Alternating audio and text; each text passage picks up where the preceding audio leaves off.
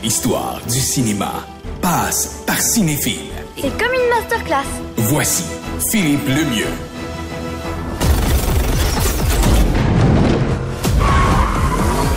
Vous savez, vous pourriez vraiment faire plus pour cette ville. Les fans de Batman ne se peuvent plus. Il va nous informer de cette sortie tant attendue. C'est demain que ça se passe, vendredi, pour le grand public. Phil Lemieux, professeur de cinéma au Cégep de Saint-Jérôme. Salut! Salut, Steve! Chroniqueur et fan de Batman. Est-ce que j'ai raison? Ah, t'as raison, depuis longtemps. Parle-nous de ce nouvel épisode de L'Homme en Noir. Oui, en fait, 2022 va être vraiment une très bonne année pour les fans de Batman, puisque ce sera l'année des 3 Batman. Okay. Les Batmen, peut-être, j'imagine qu'il faudrait dire. Robert Pattinson, donc, interprète le rôle dans le film qui prend l'affiche aujourd'hui, dans The Batman.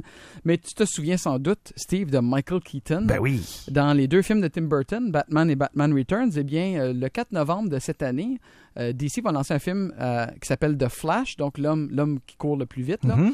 Et dans ce film-là, il y a des univers parallèles, un peu comme ce qu'on a fait avec Spider-Man récemment. Et donc, on aura droit dans ce film-là au retour de Michael Keaton dans son costume original. Oui, de Batman. Et même la fameuse Batmobile de ce film-là sera à l'écran à nouveau. Très impressionnant. Et le 3e, c'est Ben Affleck, évidemment, parce que lui fait partie de l'univers de DC. Il était déjà dans les films avec Flash, dans Justice League notamment. Alors, on va avoir Michael Keaton, Ben Affleck et Robert Pattinson à l'écran dans le rôle de Batman en 2022. Est-ce que si Ben Affleck tourne à Montréal, Anne-Marie Lozic sera pas loin? Eh mon Dieu, des mauvais souvenirs que tu me rapportes là. Exact. Box-office. Faut quand même y penser, tu sais. Ouais, c'est un classique. Oui, on sait que ce sont les vilains là qui sont les personnages les plus intéressants dans un film de Batman. Qui sont les vilains du nouveau Batman, justement? Bon, dans celui-ci, on a d'abord le Sphinx ou Riddler en anglais, interprété par Paul Dano, qu'on a vu dans le film Prisonnier et Esclave pendant 12 ans. Mais c'est une version beaucoup plus dark que ce qu'on a l'habitude de voir, par exemple, avec Jim Carrey en 1995. Okay. Alors, ce personnage-là, apparemment, est inspiré du tueur Zodiac qui, dans la vraie vie, avait fait quelques victimes à la fin des années 60. Oui, on se souvient de l'histoire. Oui, il s'amusait à envoyer des lettres à la presse. Il y avait des cryptogrammes. Alors, ça rentre tout à fait dans la personnalité du Sphinx dans Batman. Le tueur dans la vraie vie avait inspiré le détective Harry en 1971 avec Clint Eastwood. Alors, c'est un film qui va être quand même comme une enquête policière, là, et le côté détective de Batman. Plus suspense à la limite. Oui, là. Tout à fait. OK. Il y a évidemment le pingouin aussi qui est joué par Colin Farrell, mais qui est méconnaissable. Là. On l'a transformé complètement. Oui, tout à fait. Puis c'est quand même intéressant, un acteur qui a déjà joué un vilain dans un film de super-héros. Steve, est-ce que tu te souviens dans quel film Colin Farrell? Colin Farrell? Oui. Non. Il a joué Bullseye dans Daredevil en 2003 avec Ben Affleck, justement. C'était lui, le vilain principal. J'aurais pas pu te le dire. Ouais. Non, c'est le film où Ben Affleck avait rencontré sa future ex-femme, d'ailleurs, Jennifer Garner, jouait Elektra là-dedans.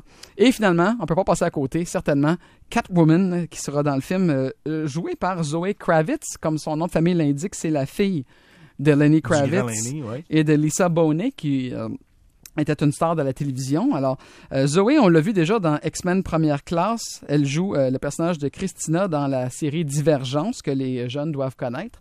Et elle joue aussi actuellement le personnage de Lita Lestrange dans Les Animaux Fantastiques, la nouvelle série d'Harry Potter.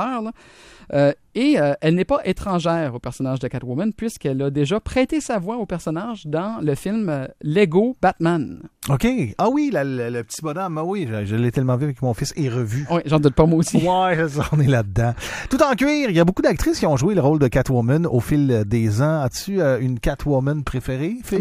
Tu l'as presque mentionné en disant tout en cuir, mais je dois dire que j'ai une place tout à fait particulière dans mon cœur pour Michelle Pfeiffer dans Batman Returns. Oui, c'est vrai. Elle nous a livré une performance incroyable, et que dire de ce costume extraordinaire qui d'ailleurs est une référence cinématographique parce qu'elle est cousue, on voit les coutures partout sur son costume, et ça c'est la fiancée de Frankenstein quelque part, parce que dans le film elle meurt et elle est ressuscitée par les chats, alors elle est comme une morte vivante, et Tim Burton pour souligner cet aspect-là, en a fait une poupée recousue, et c'est pour ça que le costume est plein de cicatrices. Là.